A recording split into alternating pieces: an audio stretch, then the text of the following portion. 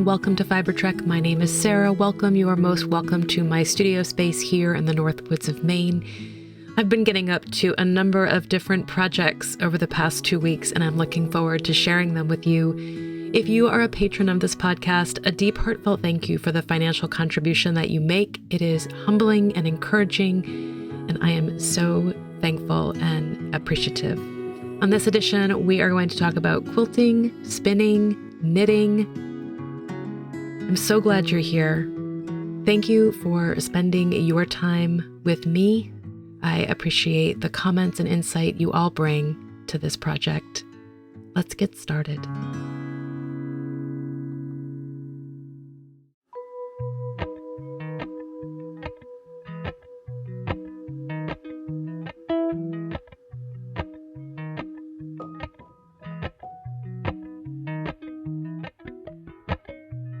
Appalachian sunrise meets my skin. Even with my eyes still closed, I can feel it coming in. Golden, golden, I'll follow only golden, golden, golden, golden. So I just wanted to give you a little insight into how I've progressed with this quilting project, which right now in my heart of hearts, I probably am never going to quilt on my machine again. But let's just we'll rewind a little bit. So this quilt is for my niece, and I designed the outcome. I mean, these are not blocks I designed, but I used a square and a pinwheel, and I pieced it with Would You Gather Here by Clara Jean for Stella Designs. And I decided, based on watching Karen Brown Quilts, Just Get It Done quilts, that I would just do a grid pattern every 4 inches. So I did 4-inch quilting, and then I'm doing 4-inch quilting this way. I made my quilt sandwich. I pinned all the layers together. I'm using 100% cotton batting, and yeah, I practiced using my machine. I'm using a walking foot, and I lessened the tension per the recommendation in my manual. I am using between a 2.8 and a 3 millimeter stitch length, and sometimes the stitching looks even. Sometimes initially when I was doing it, it would get really tight and small, and then it would loosen up, and I was super frustrated. There was no blood, but there was definitely sweat and tears. I looked up on a couple quilting vlogs in doing walking foot quilting, and I made the choice to always quilt in the same direction. So I would start at the top and I would move to the bottom. I start on the left and I move to the right. And this section, moving in the shorter sections, seems to have gone much better, and the stitching has been much more even and regulated. Part of that, I think, in discussion with Rob, was the weight of the quilt, like trying to manage the weight when it would fall in my lap or it would bunch. I wasn't manipulating the fabric in such a way to allow the walking foot to even out the 2 layers, and so I think that's why I ended up with squiggles of really, really tiny stitches. Also, the speed of my machine, I set my speed. I think sometimes I wouldn't coordinate my hand movement with my feet, so I think that shows up in the quilting. But overall, it will be done. It will be Annie's. I'll have made it from start to finish. And in my next quilt, I'll send it out to the long armor. And maybe I will try to perfect my own free motion quilting. I have a book, and I've watched videos, and I've tried it out. But I think what happens is that, like anything, you become intimidated by one piece of the process, which could technically, I don't want to use the word ruin, but it could deviate from your overall vision. And I loved the finish flimsy of this particular piece, and with some of the imperfect quilting, it really has kind of ruined my thoughts. But I'm working on overcoming that. and looking forward to having something finished that I did on my machine. So that's the state. Oh my gosh, there's a mark on there. Anyway, I am going to do a quilt label. I'll keep you posted on that. I do need to finish the rest of the horizontal quilting, and then I'm going to bind it. Hopefully that'll be done this week. It will go home with my mom. My niece and nephew are coming up, and hopefully it will go home with them. I will hand bind it and yeah, move on to the next quilt. For those of you that remember, I did an Orkney quilt by Robin Ruth Designs, which was all compasses. That is at the Long Armor. I'm very excited. And I have made some decisions on my clava quilt, which I worked on this past summer and finished, and I was deciding whether I would hand quilt it or I would do it on the machine. Guess what? I'm going to hand quilt it. So I am going to be using a couple different threads to match the moons and match the background, and I am thinking I might use some sashiko inside the moons and then just freeform quilting, hand quilting on the outside. So maybe some echoing of the moon shapes. So I'm looking forward to getting that project underway. I think I will be much more satisfied with that than using the walking foot. So, right. Okay, so let's get working on this, see if we can get the binding on and out of the studio.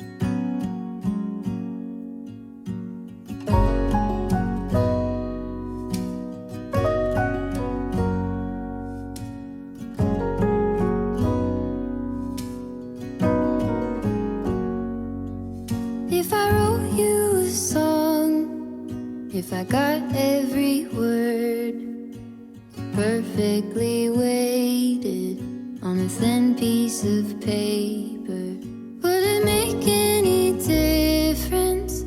Would it change for the better? If I wrote you a poem, if I posted a letter?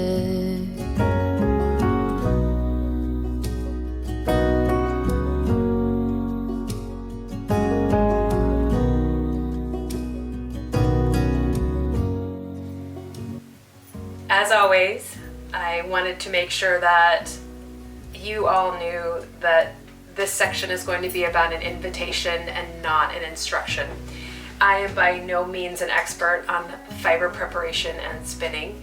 I simply enjoy it. I like experimenting with it, and I wanted to share that here.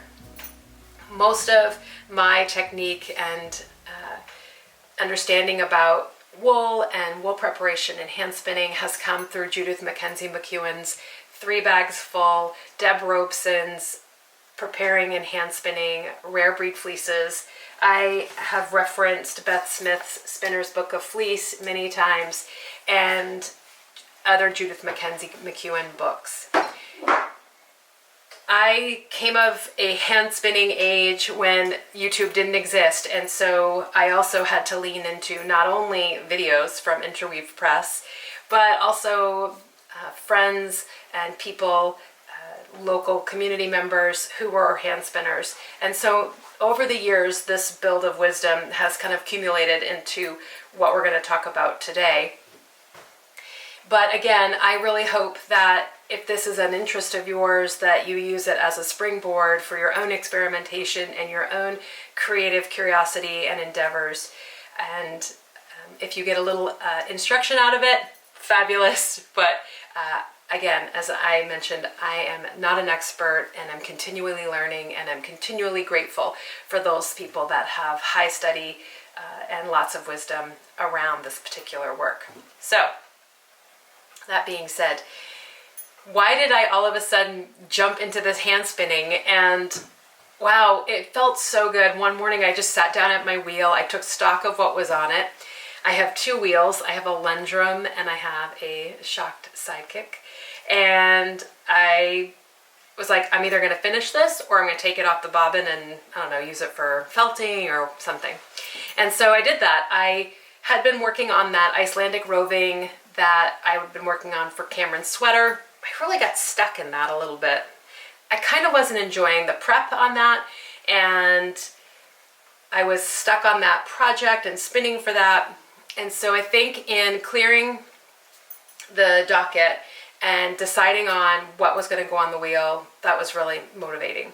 And so on the shocked, I had Romney fleece from fiberprep farm in Linnaeus, Maine, and I only had like 4 ounces of that left to spin, as you saw me doing, and I did that. I finished it up, and that was a real kick in the pants. And in doing that, I went upstairs and I kind of consolidated my fiber, what I really liked, what I didn't really like, what needed to be washed, what was, you know, already prepared, how was I going to prepare it, would it actually, you know, it's so old, would it actually be worth working with? And so I did a bunch of that. And part of what I'm going to share with you today is that experimentation.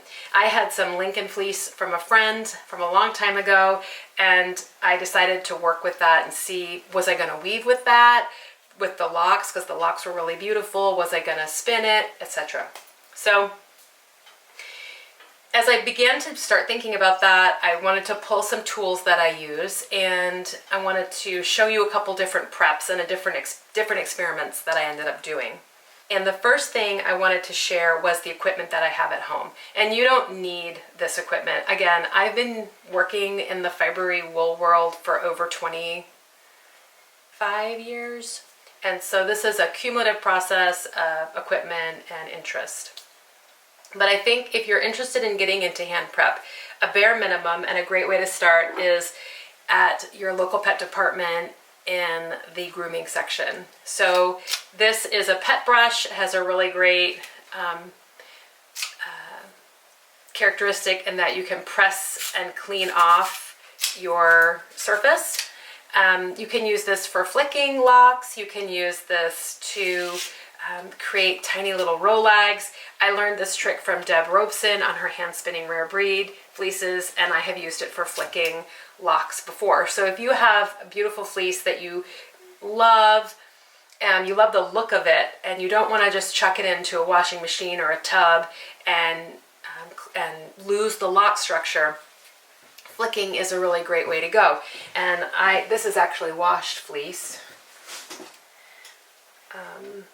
from a Romney Lamb's fleece that I purchased at the Fiber Frolic this summer. You may remember that episode. But really, you can just use it almost like you would a card, and just create a little bit of organization or way to work with the fibers.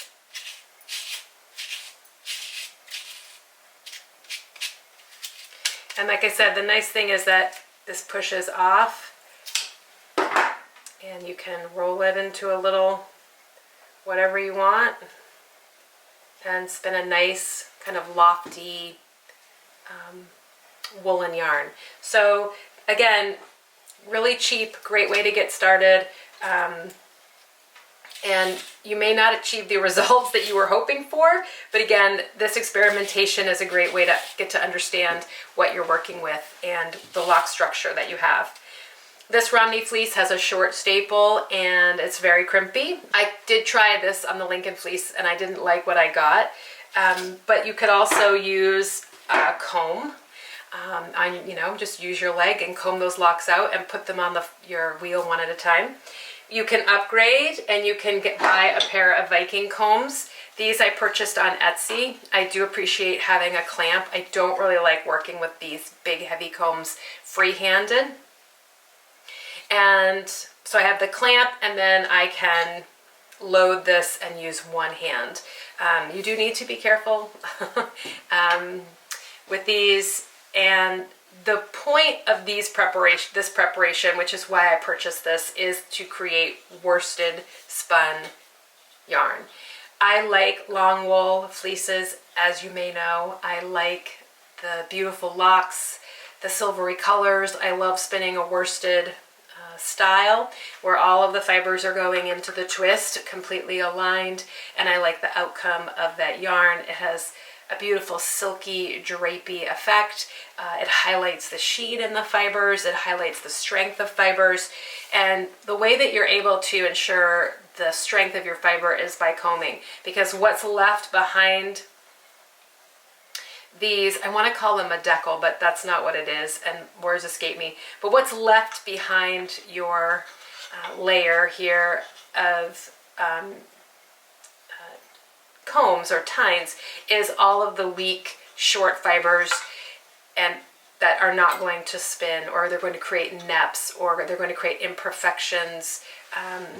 Well, imperfections isn't the right word, but they're going to create again, words escape me, but it won't be smooth. It won't be a smooth yarn. Sorry about that.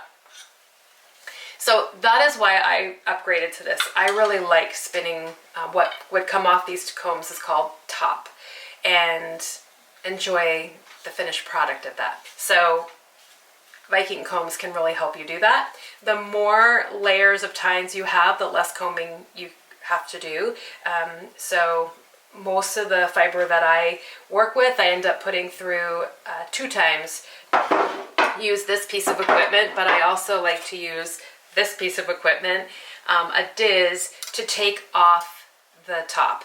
Now, when you're taking top off or you're creating top, it's important to realize that if you go small, you cannot spin a yarn that is larger than the top that comes off. So if you pull a top through one of these smaller holes, your yarn is never going to be, unless you double it, larger than that diameter. This glass one has a single hole, but I do find myself pulling out of my Susan Bates knit gauge quite often.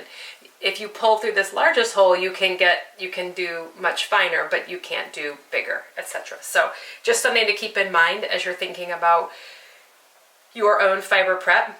But again, these 2 pieces and a hook you can really have some fun. I also have hand cards. I tend not to work with these very much. I don't do a lot of woolen prep. I also have a drum carder, which I use quite a bit more. Primarily, I use the drum carder to prepare bats for creating wool felt.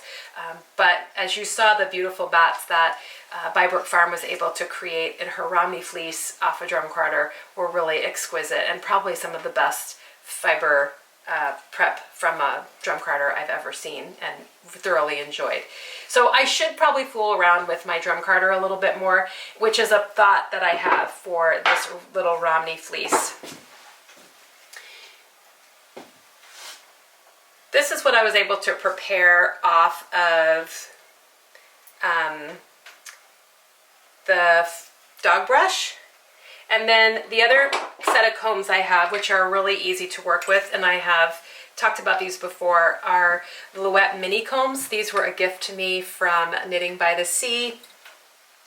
And I like to use these and spin right off of the comb. So these I do use freehand at my wheel. And again, it's really just a great way to work with a fleece that might, sometimes I think when we get this out of a bucket or however you chose to wash it, it's discombobulated, its lock structure can be challenged. And so being able to work with it very quickly at your wheel I like to, like I said, use the mini combs. You don't want to put a ton of fiber onto these. Loosen it up, and you use the same action as you would on the larger combs.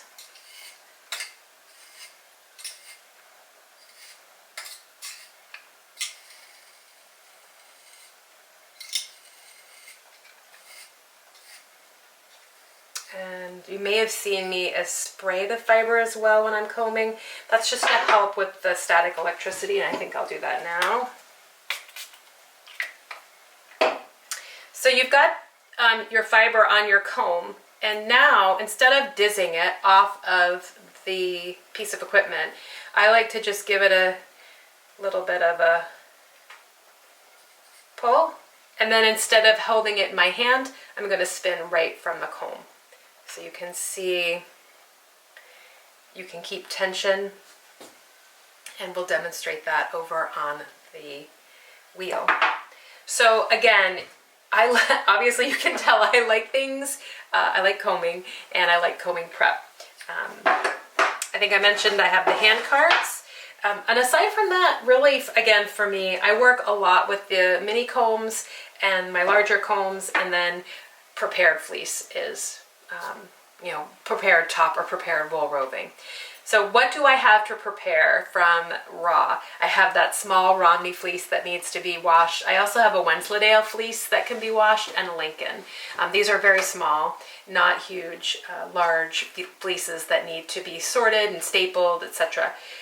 I learned a lot about that process, again, from Judith Mackenzie McEwen, and I really enjoyed learning some of the historical aspects of that process and how it was done, and some of the vocabulary around that originated from the woolen process in history. So we're going to head over to the wheel, and we're going to take a look at how these perform, and I'm going to be spinning on my Lendrum.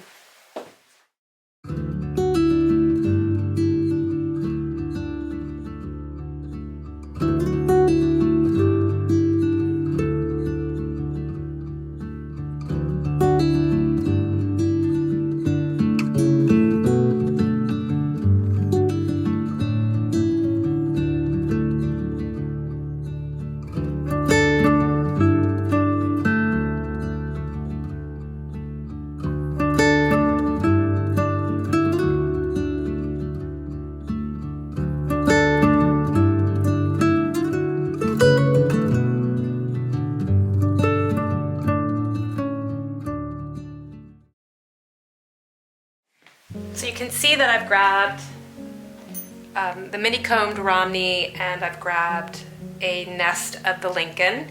I've got my leader here. So we'll start with spinning right off the comb.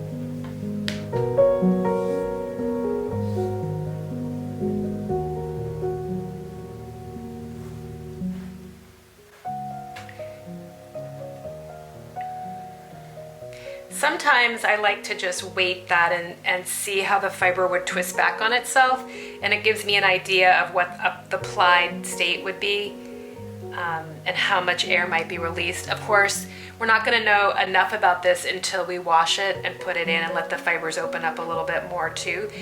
Every time we negotiate fiber, I mean, physics is the basics here. Everything wants to return to its original state. So all of that twist is fighting to get out, and again, that explains a lot of fibers that might be itchy. that might be prickly. Nothing that's caught in the twist is always looking to get free. So if you have lots of small fibers, they're popping out of the twist, they're leaving that state of tension. And so when you add more plies, you add more twist, less opportunity. When you prepare your fiber worsted, again, less opportunity to leave the twist. And so again, when we think about our preparation and what we're going to use it for and how the fiber responds and the length of the staple and the crimp and if there's kemp and if there's dual coats and how those dual coats respond in the physics of our prep and in the physics of our hand spinning, we can understand and achieve lots of different opportunities for fibers and their application. So here's my top. I'm not super married to spinning it in the cut end first towards the tip, etc. But I don't have to do a lot for the drafting. So the one thing I really love about working with long wools is my hands can be far apart. The top does not require a lot to draft. It's just like spinning super smooth, quick, and I'll show you the result when we're done.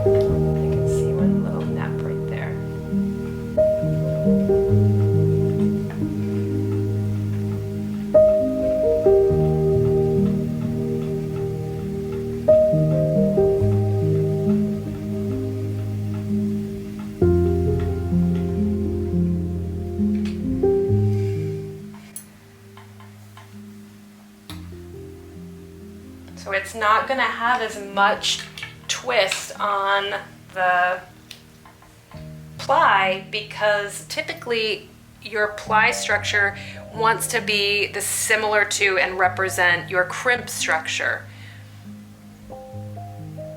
So I'm not going to put a large amount of twist into the ply on these singles because I want the twist to match the length of the crimp. You can get super technical, but that's going to help achieve this yarn's best self or performance and not come out like rope or super high tensile, unless that's what you were hoping for. So again, all right. So sampling can be really fun, and thinking about application and experimentation. Obviously there's a lot to learn. This is just the tip of the iceberg, and I haven't even talked about woolen prep, woolen spun. There's so many ways to go and understand and play in this particular medium, which is one of the reasons that I love it. And I really love the tactile experience, whether that's working with raw fleece and spinning fleece in the grease, or experimenting with spinning off of the carders or the comb, and all the different breeds and blends that there can be. So this is just a glimpse, and I hope an inspiring one for you, and also a way to start thinking about and understanding your fiber projects, your yarn that you purchase, and your applications for it. Right, well, I have a lot to do, as always. There's the quilt to finish. We talked about that. And I need to talk about my knitting. So should we dive a little bit into the knitting? So an interesting coincidence or synchronicity with today, and perhaps this is why it's got me thinking, is that both of the projects that I'm going to detail are from unspun yarns, or roving, or pencil roving, or slivers. The vocabulary in and of itself is really interesting. So roving, the fibers are not aligned. They're in a web that coming off of a carder. And I'm working with Manchalope and Icelandic Plotalope. This Plotalope I worked as a singles off of one of the plates. This is the Dog Star by Tin Can Knits, and I knit this for my nephew Cameron in the 8 to 10. What you need to know is that I cut off the collar.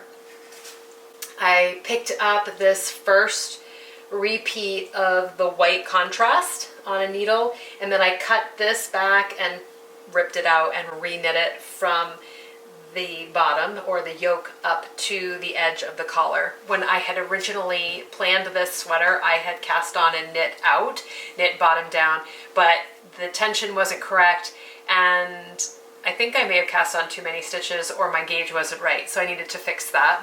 And I went down a needle size, so I went from a US 6 to a US 4 when originally I had done it in a US 6, which I probably shouldn't have done, and I think that the result has worked much better. He's coming up in a few days. I'm going to try it on him. I knit the sleeves. I did a 1x1 rib for the cuff because I know he likes to fold them, and I did try this on him to gain the length. So most of it is custom. I didn't follow all of the numbers in the schematic for the age that I knit, and I am really happy that I decided to cut that collar off and re-knit it. I wasn't sure how that was going to go, but I just decided to do it. I didn't really have a plan. I didn't really think about any or watch a tutorial, but I was like, well, I know I can pick that up and we'll see what happens. So if you don't like it, see if you can fix it, cut it up, rip it back, and make do with what you end up with. That's the beauty of knitting. So that's finished and going to be going to him. And luckily for me, Madison, my niece's yarn, has arrived, and that was the Manchalope in this beautiful magenta, and she had also wanted it in blue. I am knitting the Nicole shawl by Amy Scher, and I have this much done. This is a combination of stripes and lace inserts, has increases on the sides and the spine. And again, like I said, I'm knitting this in a Manchalope. This comes off of what they call a cheese in 2 strands. Now, one of the nice things about being a spinner or familiar with those 2 different types of fibers is that when you are working with the fiber, understanding the staple length and the crimp structure of each can be helpful in negotiating where you're holding your yarn, right? I think I talked about this before, but when you're spinning shorter length fibers, you don't have as much in your drafting area where your hands are, how far your hands are apart as you would if you had a staple length that was 5 or 6 inches versus 2 or 3 or 4 inches. And so that can be helpful in understanding when working with these unspun yarns. If you understand a little bit of the originating fiber, I'm a thrower, so where your tender points are going to be, where it's more likely to break when you are purling or working lace. I've had a little bit of trouble purling with this because I pull very tightly, and obviously the distance between my working stitch and my throwing finger is longer than the fiber, so I tend to break this a little bit. Luckily, splicing this back together is really easy because all the fibers are open and susceptible to friction and moisture. The Plotalope was a little bit different because the outer fibers, or the tog, are longer than the inner fibers, which are the thell, so dual coated sheep. So you have a little bit more, I had a little bit more understanding of how far apart my hands could be, etc.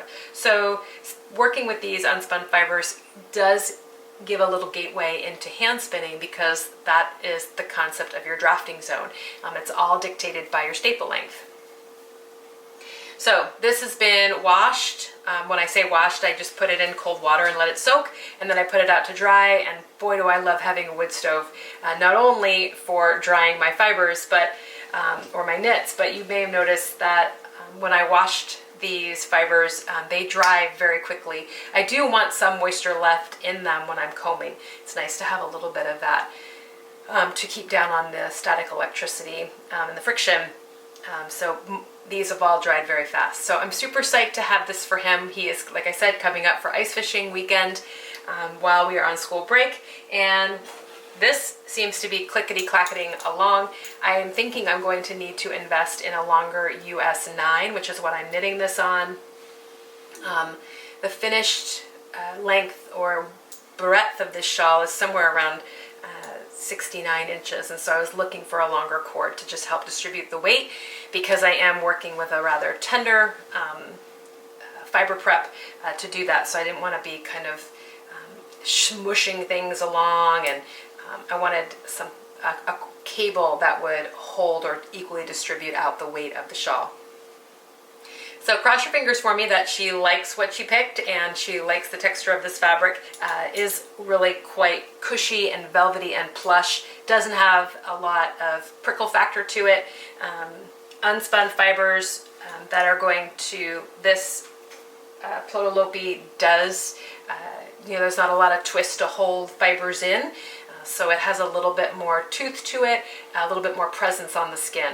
And I think I've talked about before how Cameron is looking for his exposure therapy to build up a little tolerance to that prickle factor, so he has a wider range of options, specifically that, a garment from our own Icelandic that he can wear. So he's very committed to that. He's very committed to eating the trout that we catch and the moose that's in the freezer and salmon and anything that Uncle Rob eats, partridge. Cameron is very committed to participating in that. So that's where we stand here. So these are really the two pieces that I've worked on, and I wanted to let you know that the unspun fiber phenomenon for yarn is really interesting. I have ordered the Hillesvåg unspun version. I can't remember the name of it, and I hope to get my hands on some of the Briggs & Little, and we can just take a look at how they perform. I know that Nutiden, their fiber content changes, and it's not necessarily designated. When you're buying combined wool, you don't always know the fiber, what's in it. But the nice thing about Plotolopi is that it's 100% Icelandic, and so we'll see what the Hillesvåg and the Briggs & Little looks like. Those are also, I think, amalgamated fibers from different types of sheep and sheep fleeces. So that's what's going on with the knitting. I'm looking forward to getting back to my J sweater that I've been working on once I have the children taken care of. So that's Cameron, Madison, and Annie. The quilt will be done off the market or off the docket, off the agenda for a while, and I just really want to focus on getting the J sweater done and my Kairuna shawl done and wrapped up, and then kind of looking at where I want to go next for my next sweater. Right, I think I'm going to wrap it up there. I hope you've enjoyed a little deep dive into fiber prep and hand spinning and knitting. As I've said before, I am not an expert. I know I missed a lot, but hopefully that leaves us an opportunity to discuss some more different applications and different preparations and journeys and adventures there. I want to bid you a fond farewell. I'm so glad that you decided to join me here and invest some time. As I always say, those of you that contribute financially, what momentum and encouragement. Thank you so much. A deep, heartfelt thank you. For those that come and want to invest their time and their insight, a deep, heartfelt thank you as well. I am so thrilled that you choose to spend your time here with me, and I look forward to seeing you on the next edition. In the meantime, many blessings and fond wishes. I'll see you soon. Bye.